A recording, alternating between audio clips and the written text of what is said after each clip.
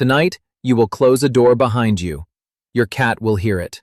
The click of the latch, the soft thud, your footsteps fading, the elevator, the car. And somewhere in a room you are not standing in, a small animal will lift its head, hold perfectly still, and listen to the exact shape of your absence. Then it will put its head back down and sleep. You have thought about this before. Maybe late at night. Maybe after a near miss on the road. Maybe while filling the bowl. What would happen to your cat if you simply never came back? Most people assume one of two answers. Either the cat forgets you within a day, cold and self-sufficient, already scanning for the next set of hands. Or the cat waits by the door forever, wasting away, heartbroken in the way a dog is heartbroken. Both answers miss it, and what sits between them is stranger than either. Because your cat is not waiting for you the way you picture it. Your cat is waiting for a pattern, and you happen to be the largest moving piece inside that pattern. Hold that thought. It will turn on you before the end. Start with the first hour because almost nothing happens in it. A healthy adult cat sleeps somewhere between 12 and 16 hours a day. Your leaving is not an event, it is a normal Tuesday. The click of the door is one of the most familiar sounds in your cat's entire world, and it has been followed by your return several thousand times. So the body loosens, the eyes close. The room goes quiet in the way your cat has always known it to go quiet. Now the second hour, and the third. Here is what almost nobody understands about how a cat keeps time. Your cat is not watching a clock. Your cat is watching a sequence. The angle of light crossing the floor, the neighbor's footsteps overhead, the fridge cycling on, the particular hollow quiet of a building after everyone has left it. Cats are extraordinarily tuned to routine, and researchers studying feeding behavior have found that they begin anticipating a regular meal well before it arrives. Activity and vocalizing climb in the window just before food normally appears. So your cat does not notice that you are gone. Your cat notices that the next thing did not happen. That is the first crack. Not sadness, not grief.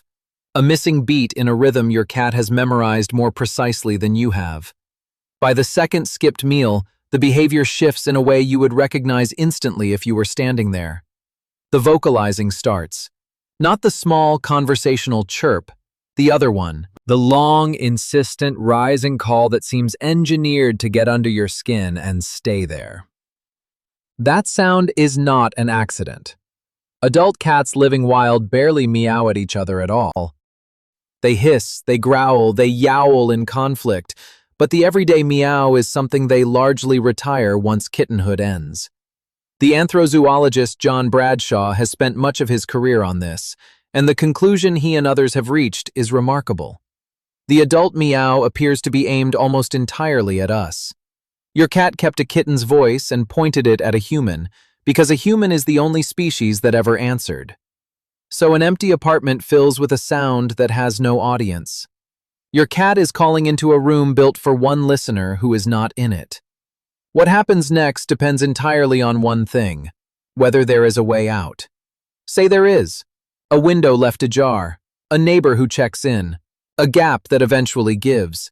Because this is where the myth of the helpless housecat collapses, and the myth of the fearless little lion collapses right alongside it. You have probably been told that cats are solitary, that a cat alone is a cat in its natural state. That is one of the oldest and most confidently repeated mistakes in the whole subject.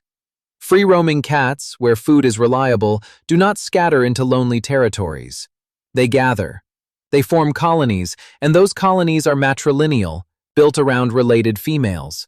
Mothers, daughters, sisters, aunts.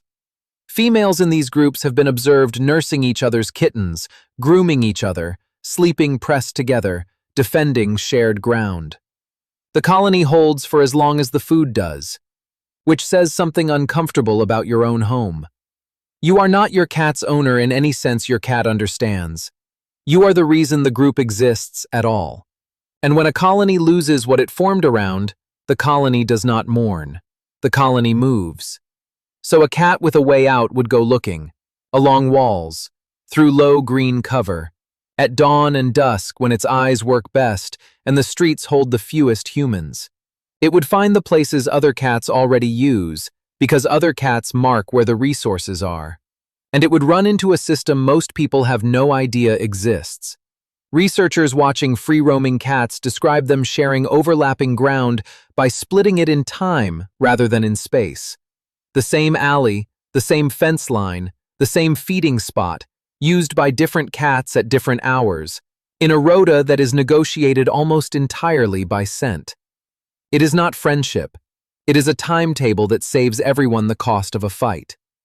Could your cat join that? Cats do it constantly, in every city you have ever walked through. But could your cat feed itself? That is the real question, and the answer is the strangest part of the story. Your cat is a complete predator. The hardware is all there, unchanged, uncompromised. A reflective layer behind the retina that recycles light, so your cat needs roughly a sixth of the illumination you do to see. Hearing that reaches to around 64 kilohertz, well past the ceiling of any human ear, mounted on ears that swivel independently to triangulate a sound in the dark. Whiskers that read moving air the way fingertips read Braille. A spine that folds and releases like a spring. Claws that sheathe themselves so they stay sharp for the 1 second they matter. None of that was softened by living with you. Your cat did not become a worse animal. Your cat became a housed one. But hunting is not only hardware. Hunting is taught. Kittens learn to kill by watching their mother do it. She brings prey back, first dead, then injured, then alive, in stages that look almost like a syllabus. The kittens fumble. They pounce badly. They chase the wrong thing in the wrong direction. And through weeks of clumsy repetition, the sequence locks in. Stalk, chase, pounce, kill, bite. That last step is the one a wand toy never teaches. Work on kitten development suggests cats raised without that maternal apprenticeship are noticeably less efficient at finishing a hunt. So a cat that grew up on a carpet has the whole instinct and only a fraction of the training. It knows exactly how to want. It is far less certain how to finish, which makes the honest answer neither romantic nor cruel. Your cat would probably survive. And it would probably survive badly, in a world that is loud and fast and full of cars, dogs, disease, and other cats who already learned the timetable.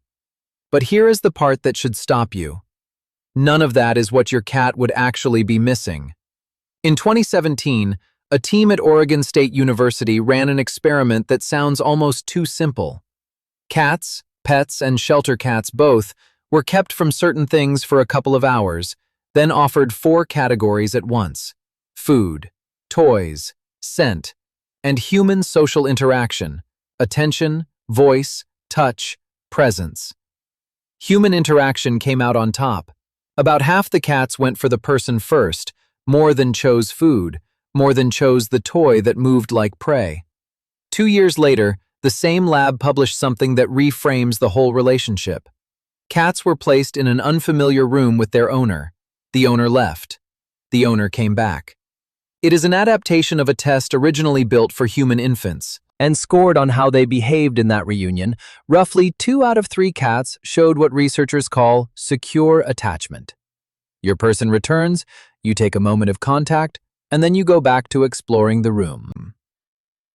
The fear drains out because the safe base walked back in. The other third did not, which is worth saying out loud. This is a bond, not a guarantee. But for most cats, read that again because it is the whole video. You are not a can opener with legs, you are a secure base. Your presence is the thing that turns an unfamiliar room into a survivable one. So what would your cat do if you disappeared tomorrow? It would not forget you by the weekend. It would not die of a broken heart by the door either. It would call. It would wait through one missing beat, then another. It would search the rooms in a widening circle. And then, being an animal built entirely for continuing, it would go. It would look for the next reliable thing. And it would carry your absence not quite as mourning, but as a hole punched in the map of where safety used to be. That is why it comes to the door when you come home. That is why the tail goes straight up like a raised flag the moment it hears the latch, a signal cats reserve for their own group and one their wild ancestors barely use at all. That is why it follows you from room to room and then does absolutely nothing, It is not needy. It is confirming that the base is still where the base is supposed to be. And there is one small thing you can do with all of this, tonight, at almost no cost. Make your cat findable. A microchip with your details actually registered and actually current. A collar with a tag, if your cat tolerates one. And a note, on paper or in your phone, telling one person you trust exactly where the food is, what your cat eats, which vet it goes to, and where it hides when it is frightened. Ask anyone who works in rescue and you will hear the same thing. The cats who end up in the worst situations are rarely unloved. They are undocumented. That is the answer to the question that has been finding you at 2 in the morning. Not a philosophy, a phone number and 5 lines of text. So tonight, you will close a door behind you. Your cat will hear it. It will lift its head and hold perfectly still and listen. Not because you are gone, because you are the thing it has learned, with total confidence, is coming back.